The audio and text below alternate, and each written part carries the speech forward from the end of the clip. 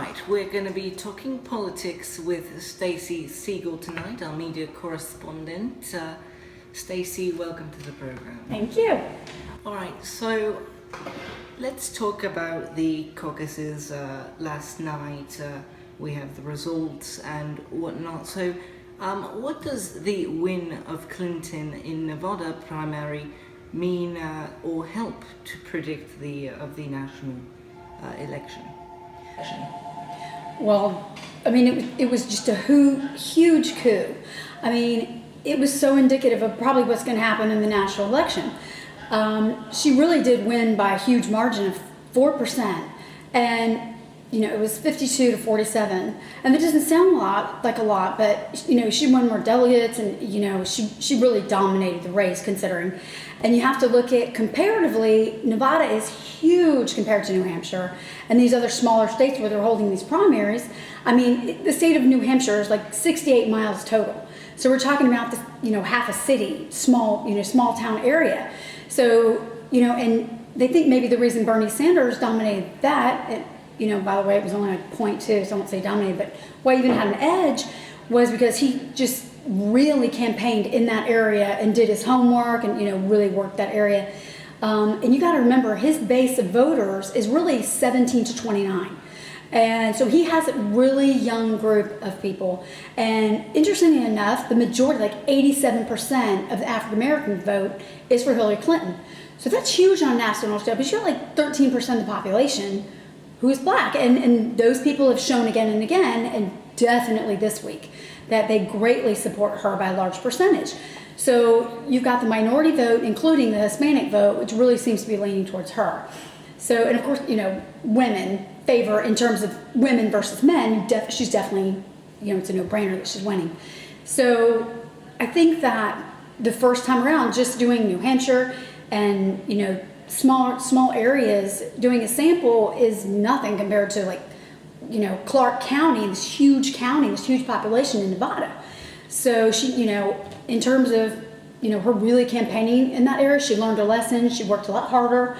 Her supporters were, really, it's one of those going door to door and, really reaching out to the voters. And, it was awesome for her. And in terms of on the national scale, somebody like Bernie Sanders is so extreme that a lot of people feel like, Clinton, it was literally a smack in the face to her, and the voters were her supporters are basically, by voting for Bernie Sanders, just giving her a warning. Like, look, you're going to pay for your intellectual and moral crimes that you've committed in the last couple of years, even if you don't get indicted, we're going to prove our point. We're going to smack you in the face. It was like it was really them just getting ticked off with her. The only reason that Bernie Sanders got that far. Right. And you were talking about the Latino vote and the African vote. So Trump held a rally here in Atlanta, and 9.3% of Latinos, there's a 9.3% Latino race in Georgia. Can Trump win the Latino vote here? He doesn't even have a prayer. It's a constant joke. When you look at his plan for Mexico, even President Fox, who was the former president of Mexico, and, the next president of Mexico, who, was just up before the current president, they laughed. They've had quotes saying, that's laughable. We don't have time to think about that. That is just an impossibility that you're going to build a wall, that we're going to pay for a wall, that you're even going to do it, that it would even do any good is absurd. So Latinos in America are offended by the comments he's made about them being rapists. And, he said absolutely nothing positive about immigrants coming in, and Latinos are disgusted by him. He couldn't get a vote from them if he paid them money. So, no. And, at the same scale, those votes are all going to Hillary. So you've got to understand, if you look at the large picture in the United States in terms of a national election, and I have a map of that you can see, when you look at which one even has a chance to get the Hispanic vote, it is all moved to Hillary. It is only doing her a favor. So, no. He has no chance with minorities, and especially Muslims recently, for insulting them and wanting them not to be entering our country. So what does Trump's win mean as a predictor for the national election? Well, I think it's an interesting thing that the Trump support, I mean, like he won 32% over Rubio's 22%. And, it was a lot closer in the last primary. But I think that he pushed ahead because, again, it's like, sometimes the biggest peacock gets gets more attention and get more media time. And so this last couple of weeks, he's really worked harder, gotten more media attention, and it boosted him up several percentage points of what we've seen. If you look, Ted Cruz won over the other primary 2 weeks ago, and again, was speaking out for America, like, we don't respect you, Trump. We were really just putting you at the top of the pedestal because it was like the Republican Party is staging a revolt against the Democrats. That is the biggest, insult they could possibly throw at them is, you're challenging us with this guy. And so, I think on a national election, you're going to see him stomped. I think the person who was happiest that he was and is doing so well, even when he announced his candidacy and is, as moving forward at being higher in the polls in his nomination towards the nomination, Hillary Clinton's laughing because he can't even stand up from her statistically in any way on a national scale. So I think it doesn't bode well for him. Most people think he's a clown on a national stage, and Democrats are half the vote.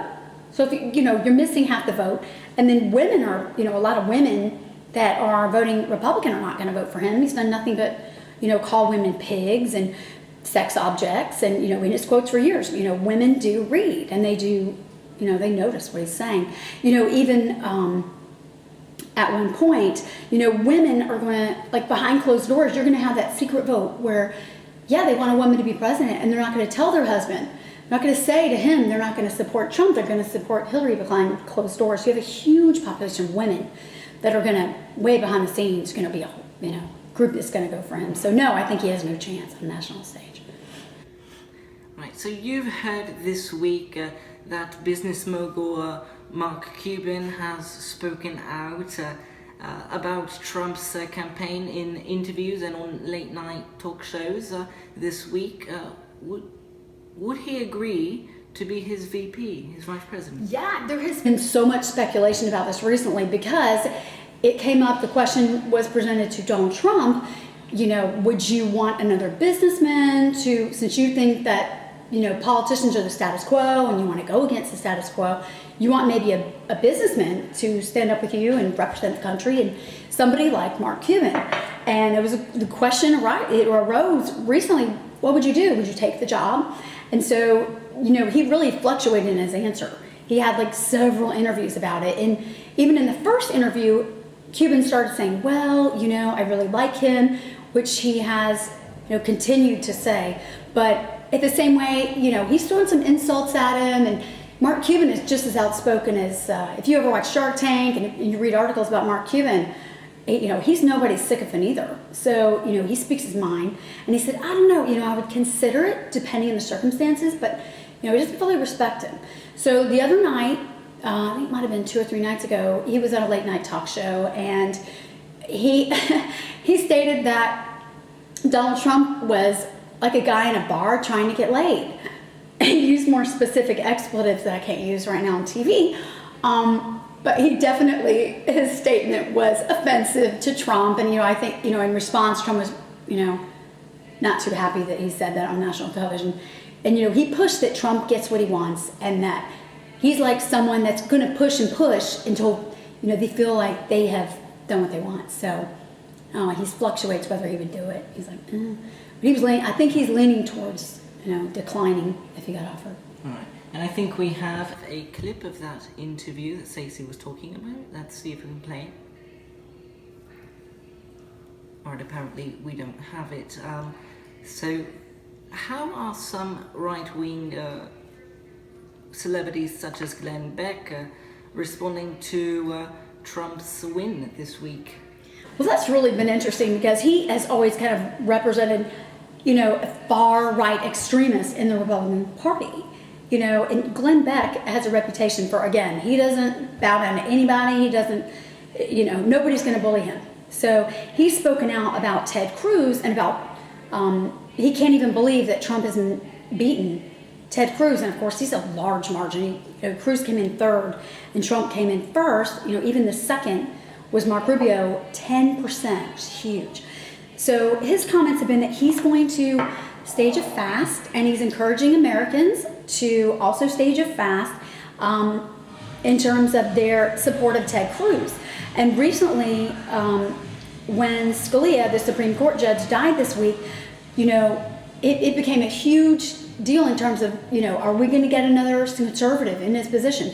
And of course, he brought up he wants the Christian vote, the Christian support.